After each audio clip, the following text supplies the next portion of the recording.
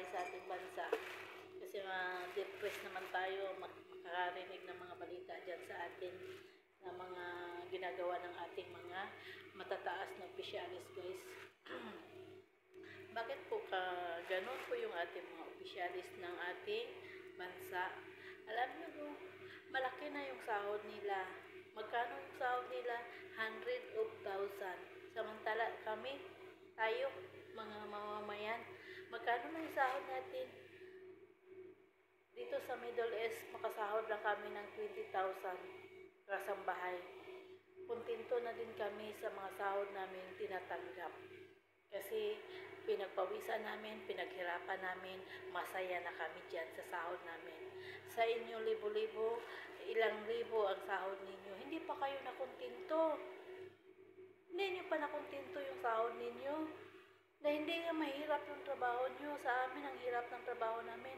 Minamaltratar kami, pinagbibintangan kami kung ano-ano, pinagawa kami ng kung ano-ano, mamamatay pa yung iba. Nagkasakit pa yung iba, kulang sa kain, kulang sa tulog.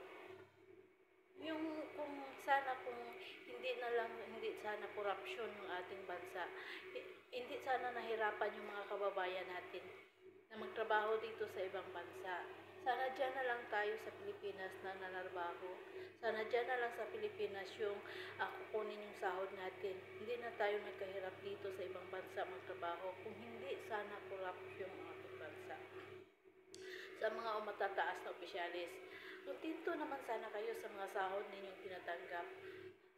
Bakit hindi kayo nakontento dyan? Nakontento nga yung mga mahihirap kung magkano lang sahod nila sa magsasaka, magkano lang matira nila pag nagkaani sila, magkano na lang natira. Happy na sila sa natatanggap nila kung may natira naman sa kanila sa pagtapos ng anihan.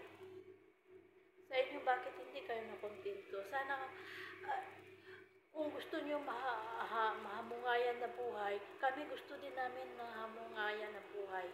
Marangyang buhay. Gusto din sana namin. Sana iangat nyo din kaming mahihirap. Sana sabay-sabay tayong aangat. Hindi lang kayo.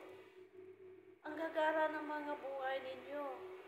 Nasiyahan kayo namumuhay na magara samantala yung mga kababayan ninyo nakikita ninyo dyan sa daan. May mga batang naglalakad sa daan ng mga wala ng mga sarwal, wala ng mga damit, punit-punit yung mga damit. Lumalaki yung mga tiyan kasi namulnores na walang kinakain. Happy kayo nakikita nyo mga ganon. Nakasakit po sa puso yung ginagawa ninyo sa ating bayan. Kami ang laki-laki ng mga taxes natin ang binibigay dyan. Kami ang nagpapasahod sa inyo.